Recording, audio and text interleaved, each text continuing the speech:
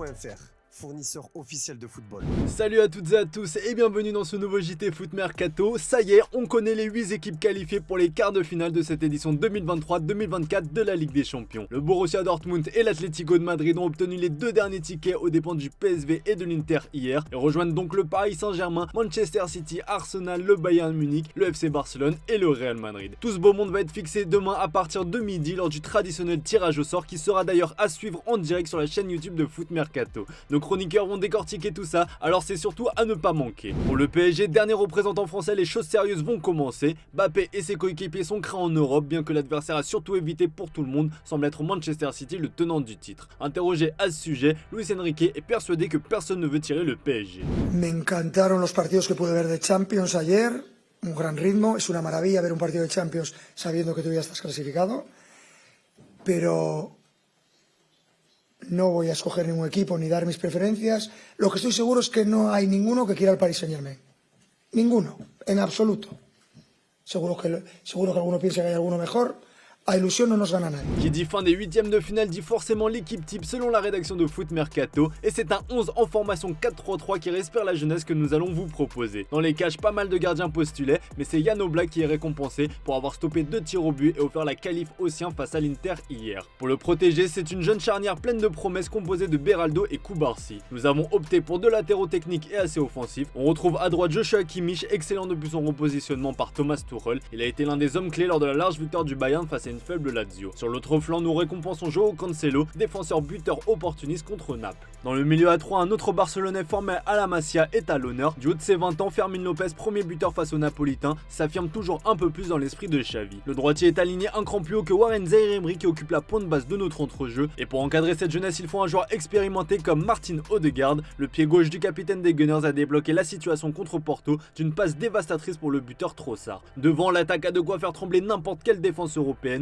Julian Alvarez de Manchester City est titularisé sur le côté droit, l'inévitable Kylian Mbappé à gauche. Dans l'axe, nous avons choisi le serial buteur Harry Kane, auteur d'un doublé face à la Lazio. Bon, on a pas mal parlé de la Ligue des Champions, place maintenant à sa petite sœur l'Europa League. En début de soirée, l'Olympique de Marseille va tout faire pour valider sa qualification en quart de finale et c'est très bien parti puisque les hommes de Jean-Louis Gasset se sont baladés à l'aller face à Villarreal, score de 4-0. Si le sous-marin jaune est en mode remontada, le serial buteur Pierre-Emerick Aubameyang veillera au grain. Sur un nuage depuis quelques temps, le Gabonais sera évidemment le danger numéro 1 du côté des Marseillais, lui qui est tout simplement le meilleur buteur de la compétition avec 9 buts en 8 matchs. Selon Opta, l'attaquant de 34 ans qui totalise déjà 11 buts cette saison en Ligue 1 a atteint la barre des 10 buts lors d'une même saison à 12 reprises dans les 5 grands championnats européens. Sur cette période, seuls 3 joueurs et non des moindres affichent un plus haut total. On retrouve Robert Lewandowski, Lionel Messi et Cristiano Ronaldo avec 13 buts. C'est clairement l'homme à suivre de la rencontre en résumé.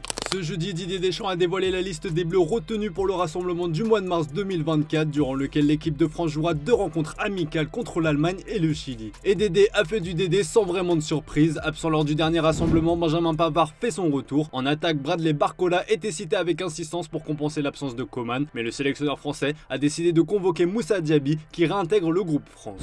Par rapport à Moussa Diaby qui est déjà venu avec nous, même s'il est dans une situation où il a un temps de jeu qui s'est un petit peu réduit, mais lui aussi, il doit avoir une dizaine de sélections, a fait voir de belles choses, donc ça me semblait plus logique de rappeler Moussa. Mais... Dans la foulée, Thierry Henry a dévoilé sa première liste de l'équipe de France U23. Le sélectionneur tricolore a fait des choix forts puisqu'il s'est notamment passé des services de Ryan Cherki, encore irrégulier sous le maillot de l'Olympique lyonnais. Mathys Tel du Bayern Munich n'est pas là non plus, lui qui plaît beaucoup à Thierry Henry. Évidemment, il a aussi été question de Kylian Mbappé à quelques mois des Jeux Olympiques à Paris. Comme vous l'a expliqué ce matin dans la revue de presse, le Real Madrid s'oppose à ce que son futur joueur participe à cette compétition internationale. Interrogé à ce sujet, le sélectionneur des Bleuets s'est dit très pessimiste. La décision vient du club, quoi qu'il arrive, les équipes ont besoin de leurs joueurs en début de saison, les équipes à l'étranger ne pensent pas aux JO et à nous non plus, mais à elles, c'est entre les mains des clubs. On essaie de discuter, de voir ce qu'il peut se passer, mais si le club reste sur sa décision, c'est difficile pour nous de faire quelque chose, a-t-il lâché. Clairement, Titi semble résigné. Sur notre site, on vous a demandé votre avis. Le Real Madrid va-t-il libérer Mbappé pour les Jeux Olympiques de Paris 2024 ? Sur environ 1100 votants, vous êtes 65% à penser que non. À l'étranger, le Real Madrid a bouclé une nouvelle recrue pour la saison prochaine, alors Alors non, ce n'est pas Kylian Mbappé, bien qu'il sera bien un joueur madrilène la saison prochaine comme on vous l'a révélé, mais il s'agit de José Lu. Selon divers médias espagnols, le Real Madrid a l'intention de lever l'option d'achat de l'attaquant prêté par l'Espagnol. Cette dernière est d'ailleurs presque ridicule puisqu'elle n'est que de 1,5 million d'euros, une bouchée de pain pour le Real Madrid, surtout au vu des performances convaincantes du Galicien. En plus d'avoir une mentalité et un comportement décrit comme impeccable par les médias madrilènes, José Lu rend de fiers services. Cette saison, il a déjà inscrit 14 buts toutes compétitions confondues pour le Real Madrid.